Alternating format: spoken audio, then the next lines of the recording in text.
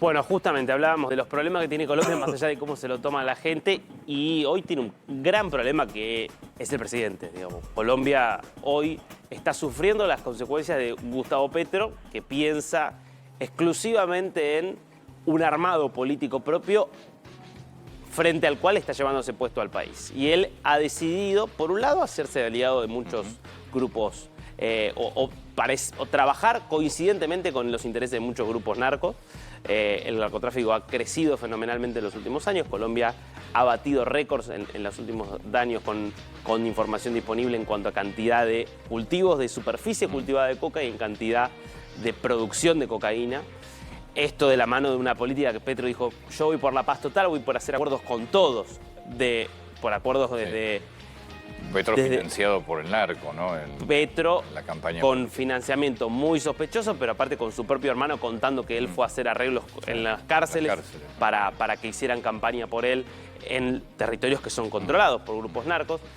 La propuesta de hacer paz con todos básicamente lo que generó es, no se hizo ningún acuerdo de paz, pero en los hechos se replegó el ejército y hoy vos tenés mucho más territorio controlado por grupos criminales que antes.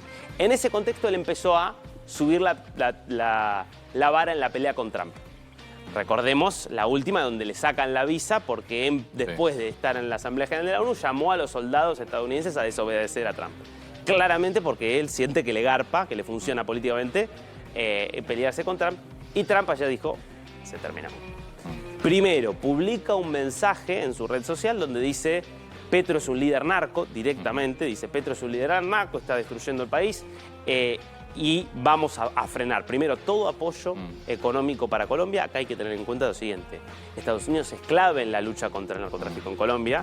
Todo el plan Colombia que llevó adelante Uribe, que fue, les guste o no les guste Uribe, el momento en el cual más retrocedió el narcotráfico y las guerrillas en Colombia fue con un apoyo fundamental de Estados Unidos. Y es el principal socio comercial que tiene además. Bueno, este es lo primero. El presidente Gustavo Petro de Colombia es un líder narco ilegal que está alentando la producción masiva de drogas, así literalmente. Dice además que va a haber, con la sutileza que lo caracteriza a Trump, ¿no? Es estilo Trump, dice además que va a eventualmente hacer ataques contra grupos narcos en territorio colombiano. Además, el secretario de Guerra contó que la última lancha que hundieron cerca de Venezuela era de un grupo narco colombiano como es el ELN. Y podemos escuchar lo que decía ayer, justamente también arriba del Air Force One, del avión, Trump acerca de Petro. We are a drug manufacturing machine, Colombia, and we're not going to be part of it. So we're going to drop all money that we're giving to them. It has nothing to do with them stopping drug production. And you look at the fields are loaded up with drugs, and they refine the drugs, and they make tremendous amounts of cocaine, and they send it all over the world, and they destroy families. No, Colombia is out of control, and now they have the worst president they've ever had. He's a lunatic who's got a lot of problems, mental problems. Lo de los problemas mentales, tiene que ver con mucho reporte de exfuncionarios de la actual administración que hablan de problemas de consumo de droga graves dentro de lo que es la Casa de Nariño, y lo señala incluso al propio Petro. Vamos a ver cómo sigue. Yo creo que se espera en las próximas horas. Va a ser un aliado mucho más cercano a Maduro. Bueno, ya es hoy el principal promotor internacional de Maduro. Mucho más cercano a Maduro. Mucho más, más. Creo que ya te lo preguntamos, pero ¿cuándo son las elecciones? Mayo. Mayo del año que viene. Esto para Petro es parte de la campaña. ¿Del otro lado qué hay? Y del otro lado todavía no está... A ver, el uribismo sigue siendo lo más fuerte. A ver, recordemos, Miguel Uribe Turbay era uno de los precandidatos que tenía el uribismo y es asesinado. Y hay otros candidatos que todo apunta a que la fuerza más potente es el uribismo, o es por lo menos la que en los últimos años vino. Pero Petro es verdad que gana la elección en balotaje contra un ya fallecido Miguel Hernández, que era un tipo que hacía videos en TikTok, que venía de cualquier otro lado, era un populista total. Es decir, está muy incierta la política latinoamericana. Todavía hoy no hay un rival claro.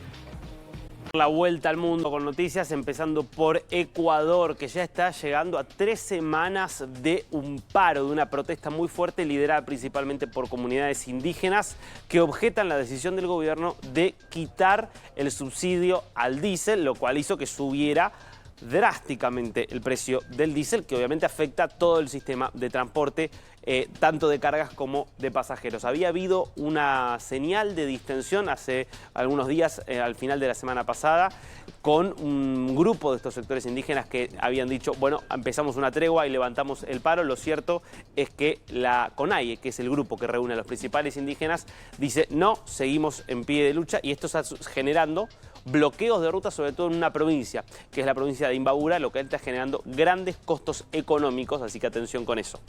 Nos vamos a ir a Portugal. En Portugal el Parlamento termina aprobando una iniciativa para esencialmente prohibir la burka en espacios públicos. Esto había sido impulsado por Chega, que es un partido de derecha más dura, que corre justamente por derecha al actual gobierno del primer ministro Luis Montenegro, y que dice, no puede ser que en una sociedad libre occidental haya gente que ande por la calle con el rostro cubierto, que ese tipo de cosas queden recluidas a la vida privada. Obviamente es algo que apunta directamente contra lo que perciben en Portugal y en muchos otros lugares de Europa, que es una cierta islamización de la vida pública, donde personas que vienen de culturas islámicas quieren imponer eso en sociedades que viven obviamente con otras reglas. Tema de debate fuerte en toda Europa, Portugal acá avanzando fuerte en ese sentido. Y la última, Corea del Norte, un soldado desertó y cruzó hacia la frontera, hacia el sur. En realidad es un soldado norcoreano el que cruza, está bajo custodia en este momento en Seúl. Ha habido historias increíbles en los últimos años de deserciones frente a las cuales hay que pasar un montón de obstáculos, porque literalmente los soldados norcoreanos tienen la orden de disparar a matar antes que permitir que uno de los suyos cruce hacia el sur. Sin embargo, cada tanto hay cruces, suele haber después historias bastante increíbles que van actualizando cómo se vive realmente hoy en Corea del Norte, que como sabemos es el régimen. Primero de nuestros títulos tiene que ver con semana final de campaña, por supuesto declaraciones de los distintos candidatos, y después, en el caso de La Libertad Avanza, campaña que está llevando adelante el propio presidente, recordando lo que fue la campaña previa a las elecciones presidenciales, a lo que decía Javier Milei, recordando que siempre dijo que no iba a ser fácil, y por supuesto pidiéndole a los electores que no aflojen y que los acompañen en una semana donde va a haber actos en Córdoba, va a haber actos en Rosario. Se está evaluando si vuelve en algún momento de la semana el Gran Buenos Aires, por ahora no, cierres que quedarían dentro del interior de nuestra Argentina. Segundo título. Bueno, no se conocen todavía los detalles, la letra chica del swap con los Estados Unidos. En realidad hace falta todavía conocer lo que va a ser el acuerdo en general. Todo lo que es el swap, por supuesto, desde cuándo puede estar vigente, si estas compras que está haciendo de pesos o venta de dólares tienen que ver con el uso del swap, que seguramente no. Y después, por supuesto, la otra parte, que es el acuerdo comercial entre Argentina y los Estados Unidos y la Argentina, que también se espera se pueda conocer antes de las elecciones. Tercer título. Bueno, en Córdoba hay un escándalo con, creo que son cerca de 23 gendarmes, que tenían prácticamente montada una red de cobro de coimas en los controles camineros, fundamentalmente con camiones. Se habla de pagos de hasta 600.000 pesos que se repartían entre estos, por ahora, 23 gendarmes que ya está investigando la justicia. El cuarto tema nos lleva a Oriente Medio, otra vez en la tensión entre el Estado de Israel y el grupo terrorista Hamas, porque dice Israel está violando el acuerdo, todavía no entregó los cuerpos. Ayer hubo una suerte de ataque, de represalia de Israel sobre el grupo terrorista Hamas, y ya le avisó Israel que cualquier violación del acuerdo va a ser de nuevo castigado, por supuesto, a través de nuevos enfrentamientos. También recuerden que la semana pasada le dio un ultimátum a Estados Unidos a los terroristas de Hamas.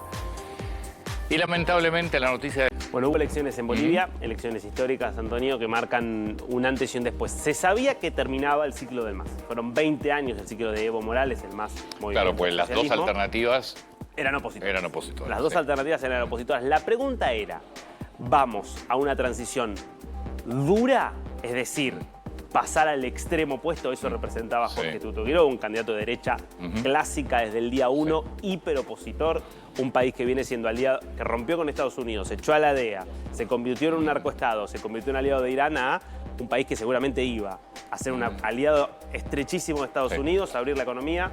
No creo. Va a ir por otro camino. Pero no sé si va a ser, en cuanto internacional, no sé si va a ser tan diferente. No.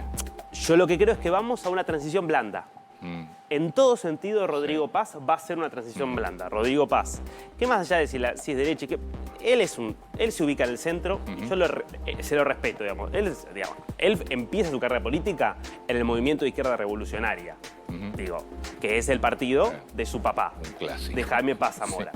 Digo, y él representaba ese partido hasta hace unos 10 años. Él después empieza a hacer un corrimiento un poquitito más hacia el centro, centro-derecha, y él de hecho funda su propio partido, o mejor dicho, un partido que ya estaba, pero que básicamente se apropia, que es la Democracia Cristiana, y él allí empieza a construir su carrera, primero en Tarija y ahora ya a nivel nacional. Pero si vos fijate alguna de sus propuestas, ¿no? Que lo tenemos ahí. Capitalismo para todos, Agenda 50 y 50.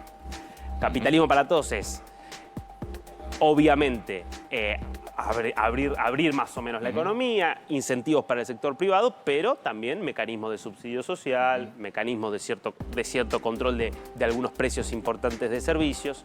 Mucho énfasis puesto en la descentralización, es decir, 50 y 50 tiene que ver con 50 nación, 50 para las regiones. Es un país muy fuerte en el sentido, Bolivia de mucha división.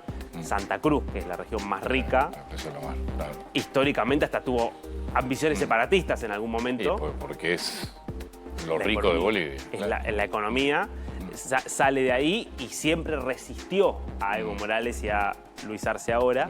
Y después tenés en el otro extremo Cochabamba, que es hoy básicamente un bastión de Evo Morales, donde es como una especie de estado paralelo el que existe en Cochabamba, manejado por Evo Morales, digo, va a tener que lidiar con eso, digo, Rodrigo Paz también, subsidios y prestaciones, mantener muchas de las que hay, va a tener un desafío gigantesco con el tema combustible. El tema combustible es gravísimo. Bolivia se quedó sin gas, al no tener gas no tiene dólares para importar combustible que requiere. Eso está generando colas en las estaciones de servicio. Giovanna, que estuvo la semana pasada. Exactamente. Te mostraba a la gente, llegaba el día anterior a hacer fila. Y es la realidad. Y en Santa Cruz. Y en Santa Cruz. Que es donde tenés el poder adquisitivo. Y es la realidad desde hace un tiempo largo. A nivel internacional, sí, claramente. No imagino a Rodrigo Paz manteniéndose como aliado de Maduro y de Irán, porque es básicamente... Yo creo que ahí me parece que los dos candidatos iban hacia un alineamiento internacional muy parecido. Totalmente. Yo creo que no va a ser una cosa tan pro-estadounidense como por ahí va a ser Quiroga, donde iba a ser, si querés, sobreactuado eso.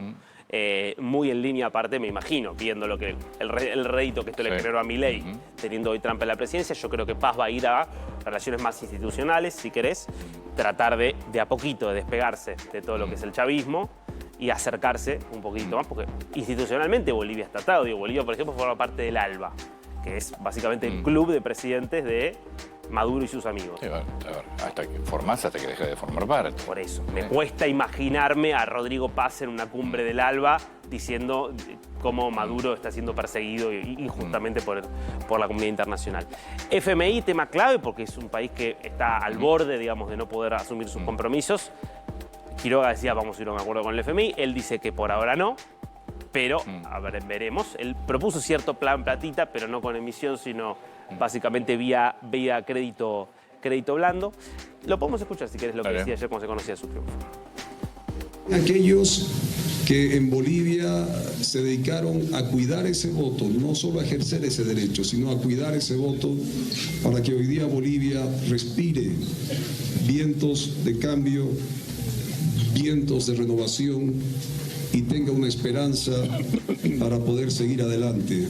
Al Tribunal Supremo Electoral, gracias a todos ellos, porque si bien el trabajo no se ha culminado, pero hemos confiado. A todos los desafíos económicos, para mí hay un desafío mayúsculo que es, ¿qué haces con Evo Morales? Igual, a mí hay que ver, ¿no? Son todas especulaciones. Yo creo que la relación además va a ser diferente, porque una cosa es quien fue su ministro de Economía, es decir, Arce, ahí tenías un enfrentamiento que era mucho más directo porque era de su propio riñón. Termina estallado el partido. Acá, claro, acá puede ser que la negociación sea otra. Algo tenés que hacer porque tenés lo puedo decir, tenés un estado paralelo dentro. Hoy tenés un estado paralelo, un tipo que tiene una orden de captura que nadie se anima a cumplir, porque vos decís si para cumplirla tiene que haber un baño de sangre. Entonces Luis Arce, que además era un presidente muy débil, sin ningún tipo de respaldo en la parte final, no se animó a cumplirla. Vos lo tenías a Quiroga diciendo, acá asumimos y la vamos a cumplir. Ahora vos no podés seguir, si querés ser creíble como presidente, como el jefe del... No, pero aparte además tenés un estado paralelo narco. Además, porque entre Arce y Evo Morales empieza a quebrar, cuando Arce empieza a hacer toda una serie de operativos antidroga en la zona del Chapare, que es la zona que maneja Evo Morales dentro de lo que es Cochabamba, y empieza a aparecer laboratorio, toda una serie de cuestiones. Y ese va a ser, me parece, otro gran desafío que tendrá por delante. Bien. Y el régimen de Nicolás Maduro sigue calibrando su respuesta a la ofensiva estadounidense. Se conoció esta semana, de hecho, el fin de semana, una nota del Financial Times que daba por hecho que la decisión ya está tomada dentro de la administración Trump de ir por un cambio de régimen. Y Maduro reacciona de múltiples formas. En un intento casi te diría desesperado, ya ahora le implora por paz en inglés o en un idioma que trata de ser inglés. Escuchan. No, not war. Just peace, not war. Not war, yes peace, quiso decir, o sea, no a la guerra, sí a la paz. Un Maduro que, más allá de este pedido, después se mostró bailando en un intento también de copiarlo a Donald Trump, de copiar el baile característico, este bailecito que mete así Trump que desde hace mucho tiempo, con la música de YMCA. Fíjate, mira, vas a ver a Maduro ahí tratando de copiarse un poquitito o de imitarlo o de burlarse. Míralo, Porque aparte Maduro baila bien y ahí estaba claramente tratando de imitarlo a Donald, que no baila particularmente bien, es bastante más duro. Bueno, lo cierto es que la situación está bastante avanzada en términos internos. La decisión sin duda es un cambio de régimen por parte de Estados Unidos. Pero más allá de todo esto del baile, del intento de hablar inglés y de muchas cosas, por ahora el régimen se mantiene firme. Y más allá de que hay sectores de la oposición venezolana que plantean, no, cuidado porque hay toda una línea dentro del régimen de Maduro que está realmente tratando de negociar con Trump y tratando de entregar a Maduro, por ahora la evidencia muestra que el régimen está en una posición donde dicen, atáquennos, avancen, nosotros por ahora seguimos aferrados al poder. Nos vamos para India, donde todavía la estación monzónica continúa muy activa y las fuertes lluvias están generando complicaciones en la región de Kerala. Vemos las imágenes porque las inundaciones este domingo generaron múltiples inconvenientes y deslizamientos de tierras causados por las fuertes lluvias continuas entre sábado y domingo que generaron estragos en la región de Idukki, esto es en la provincia de Kerala. Mientras, además, el desborde del río Periyar hizo que se tenga que evacuar rápidamente y emitir un aviso de alerta nivel naranja sobre todas las zonas costeras. La Autoridad de Gestión de Desastres de Kerala ha instado a quienes viven a lo largo de las zonas ribereñas de este río extremar las precauciones, ya que la situación sigue siendo muy volátil. La época de lluvia, la época de precipitaciones, la estación monzónica se extiende desde mayo hasta principios de noviembre. Así que ya en las próximas semanas deberían empezar a mermar las precipitaciones que, dicho sea de paso, esta temporada de verano del hemisferio norte fueron muy recurrentes y las inundaciones fueron sin dudas el fenómeno estrella en varios puntos, tanto de Asia como de Europa. Argentina volvió a meterse en la agenda estadounidense y de qué forma, ¿no? Hay veces que uno quisiera que no te ayude de esa manera. Trump tiene una forma muy particular de ayudarte. Muy gracioso. Muy particular de ayudarte. Muy genuino. Recordemos acá, brevemente, ¿no? Trump habla todo el tiempo con los medios de comunicación y suele haber dos instancias. Una cuando presenta algún anuncio, hace algún anuncio, alguna conferencia, ahí habla bastante tiempo. Y después siempre que hace un viaje... Claro, pues siempre o en el helicóptero, está por subirse avión, al helicóptero, subirse al avión, o cuando ya incluso dentro, arriba, a bordo del Air Force One. Ayer estaba regresando a Washington, D.C., después de un fin de semana afuera, y le preguntan por la situación de Argentina. ¿Por qué ayuda a Argentina? Esta pregunta que está reiterada. Yo creo que veámoslo y no agreguemos nada, ¿no? Genial. Argentina's fighting for its life, young lady. You don't know anything about it. They're fighting for their life. Nothing's benefiting Argentina. They're fighting for their life. You understand what that means? They have no money. They have no anything. They're fighting so hard to survive. If I can help them survive in a free world, I happen to like the president of Argentina. I think he's trying to do the best he can. But don't make it sound like they're doing great. They are dying. All right? They're dying. Es terrible. They are dying. They are dying. Es terrible. Porque la primera parte, lucha por sobrevivir, está bien, Bueno, políticamente está bien. Pero ya lo último fue... Bueno, es que obviamente la presión contra Trump es interna, Sí, es fuerte, claro, porque sí, lógico, ya. vos pensás, la política de Trump es, primero, muy America First, y America First significa, entre otras cosas, haber recortado drásticamente Claro, todas las porque ayudas a tenés- países del tercer mundo. Pero además tenés la administración pública en un porcentaje cerrado. Tenés la administración. Sí. Bueno, esto tema tuyo. Lo que está pasando con los controladores aéreos es dramático Sí. porque no les están pagando. Ya de por sí hay un problema por falta de controladores aéreos. Bueno, muchos dicen, no, estoy enfermo. Y no van a trabajar porque, digo, es parte de lo que está pasando en Estados Unidos. Entonces dice, ¿y en este contexto vos le das plata a la Argentina? Entonces, obviamente, él necesita justificar por qué. Y en esta justificación, bueno, prácticamente nos ponen en el lugar de Ruanda, de plata. Malawi. Que te está dando dinero. No, obvio que no. La economía de Estados Unidos es insignificante. No, pero además no te está del swap, no es que te dio dinero. Totalmente. Ni siquiera la compra de, la de compra- Lo que pesos. empezó a molestar mucho fue un acuerdo mientras el gobierno argentino puso retenciones cero. Ahí los productores agropecuarios, ahí empezó la presión. Porque encima cayó mucho la demanda de China a Una de Estados las Unidos. preguntas es, Claro. ¿por qué le va a comprar carne a la Argentina si se produce en Estados Unidos? ¿Qué le va a decir a los Y él granjeros, ahí a los dice, productores? para bajar los Sí, para bajar el precios. precio interno. Para bajar los precios vamos a comprarle carne a la Argentina. Lo tenemos para escuchar, sí. Dale, escuchamos. The only price we have that's high is beef, and we'll get that down. And one of the things we're thinking about doing is beef from Argentina.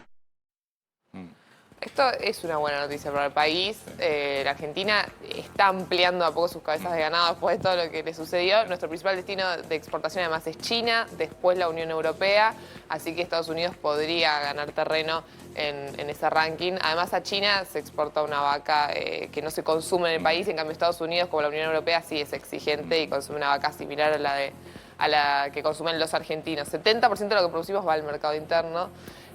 Sería una buena noticia, pero también fiel a su estilo.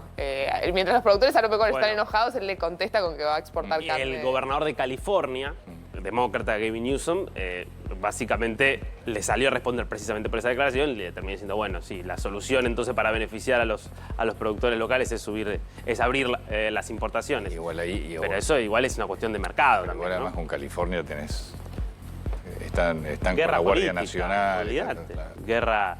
Guerra política. Esto igual forma parte también de las discusiones del acuerdo comercial que probablemente se anuncie en breve. Sí, que va a ojo ser con el algo acuerdo. bastante para mí va a ser algo limitado. Sí, y además Sí. Estados Unidos me parece que Sectores. va a insistir, sectores. como siempre, con el tema patentes y sobre Sí, todo el tema sí, patentes, la sí. parte médica. Aluminio, 100%. cero carne, algún que otro producto alimenticio, va a ir por ahí el acuerdo comercial. Y el tema patentes, además, Trump está en una lucha que es que bajen los precios de los medicamentos dentro de Estados Unidos. Sí. Él viene anunciando muchas medidas en ese sentido, que la diferencia la hagan afuera los laboratorios. Digo, entonces, él quiere que los laboratorios estadounidenses recauden mucho más y eso supone, obviamente, revisar países como Argentina que con patentes tienen temita ahí. Un problemita Sí, hace muchos desde hace años. mucho sí, tiempo. sí. Del homicida de su pareja y su suegra, más también el remisero. Lo trasladaron a la Urta, el acusado del triple homicidio. Esto decía. Pablo, ¿qué sabes de tu hijo? ¿Qué pensás de tu hijo, Pablo? ¿Qué pensás de tu hijo, Pablo? Espero lo mejor para él. ¿Sabés algo de él? ¿Hablaste con él?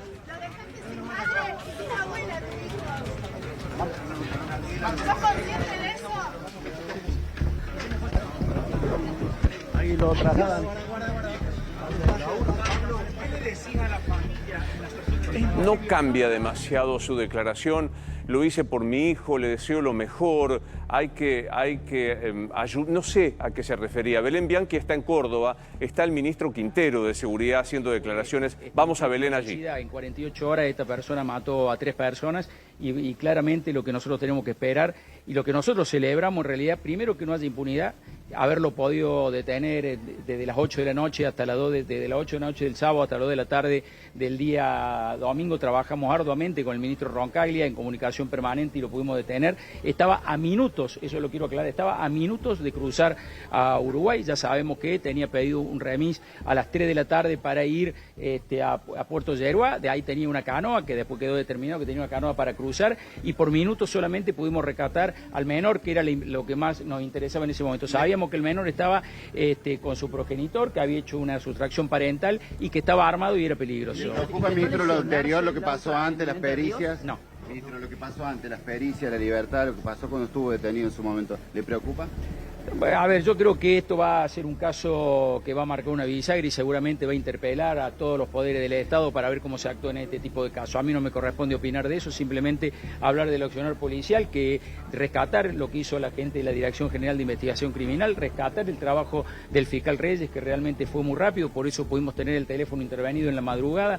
Nosotros las 3 horas que teníamos su teléfono logramos la intervención con la de Judecu, que rápidamente actuó. También se declaró la alerta Sofía y todos los protocolos durante la mañana del domingo, es decir, los resortes de Estado estuvieron presentes, y también hubo, yo espero que eso institucionalmente comience a funcionar, porque acá hubo 2 ministros, el de Entre Ríos y quien le habla, que nos comunicamos en la madrugada de muy temprano, y gracias a Dios, insisto con este dato, por minutos nosotros pudimos dar con Laurta y con su hijo, y no lo pudo trasladar a Uruguay, que era su finalidad y su intención. Si esto hubiera pasado, era un crimen internacional mucho más difícil de resolver. Y hubiese sido mucho más complejo, por supuesto, si él hubiera logrado el objetivo de cruzar a Uruguay, pero aparte también sabemos la peligrosidad de alguien que estaba armado, le secuestraron el arma en ese lugar, por lo cual la actuación rápida creo que solucionó todo. Juan Pablo, ¿cómo ha sido el recorrido de estas 8 horas desde Entre Ríos hasta Córdoba en cuanto al comportamiento del detenido?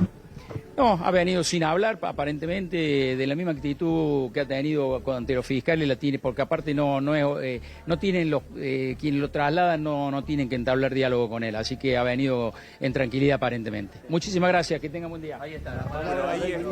Ahí está entonces Belén, el ministro, contando un poco dónde está la investigación, ¿no? Así es, Luis, buenos días. Bueno, recién ampliábamos un poquito allí con el ministro de Seguridad. A las 10 de la mañana aproximadamente llegó aquí la URTA al edificio de la jefatura de la policía, y te voy a mostrar en cámara para que veas el vallado justamente que tienen aquí en la jefatura y que han preparado precisamente para el recorrido de la URTA desde el ascensor, que es el que vas a ver ahora en imágenes, con unos 20-30 metros aproximadamente de un vallado, Luis, donde él se trasladó con la posibilidad incluso de poder hablar con los medios de comunicación. Se ha imposibilitado en algunos momentos, Luis, más que nada por la cantidad de medios de comunicación que estaban aquí presentes, pero él por lo menos quiso tener una cercanía con los medios, por lo menos visualmente también se veía así. Hemos hablado poco con él. Una de las preguntas fue precisamente saber por su hijo, ¿no? Que creemos que en este momento es lo que más le importaría, y lo que dijo precisamente es que él solamente quería el bienestar para él y que está seguro que ahora estará bien. Fueron algunas de las declaraciones que dio.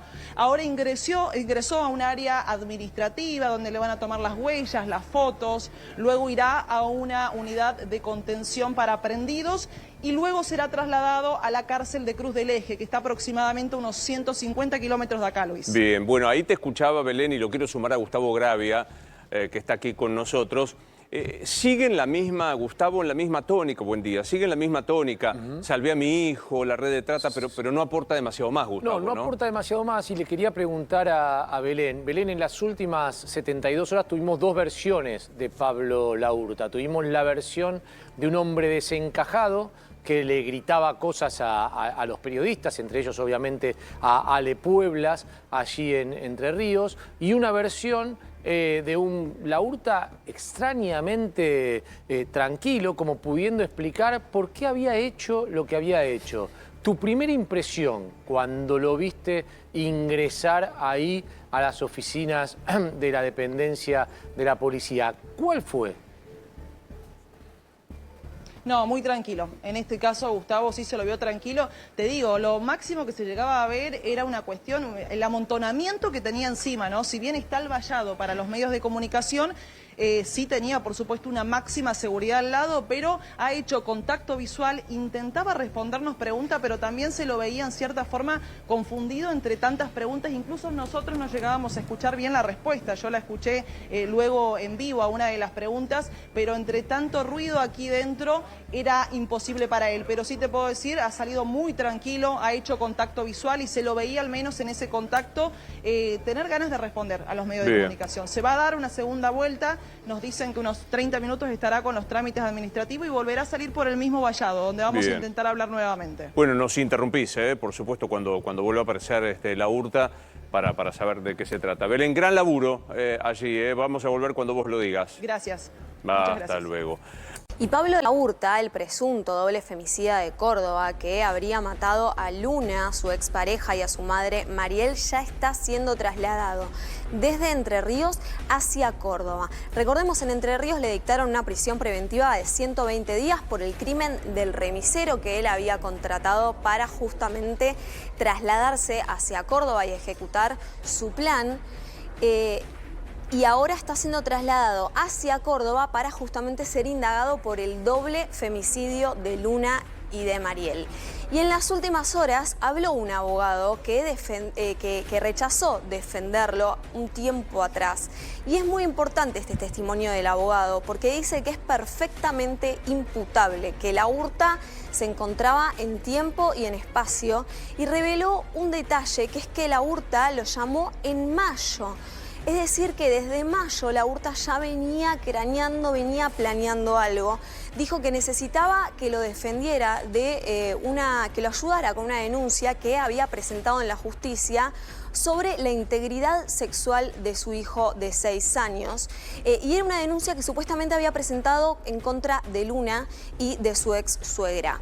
Pero este abogado, cuando le empieza a preguntar detalles sobre esta denuncia, se da cuenta que el hombre mentía, que no había presentado efectivamente ninguna denuncia, sino que se quería armar una coartada. Así que rechazó defenderlo, pero sí ahora lo que dijo es: ojo, que Pablo Laurta es una persona que está perfectamente en condiciones para ser imputable y que no descarta que haya actuado con un cómplice. Lo cierto es que alrededor de las 9:45 de la mañana, Pablo Laurta estará llegando a Córdoba para ser indagado por este doble femicidio.